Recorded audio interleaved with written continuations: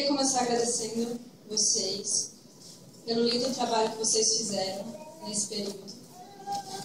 Eu agradeço porque, formando vocês, massoterapeutas, vocês me formaram professora, minha primeira turma.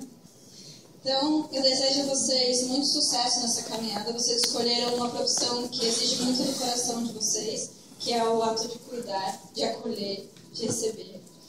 E nesse período que eu acompanhei vocês, eu sei que vocês sabem fazer muito bem isso. Eu estou bem tranquila porque eu estou deixando 15 concorrentes para o Rafael, que eu não atendo aqui em Piracicaba. Então eu estou bem feliz com isso.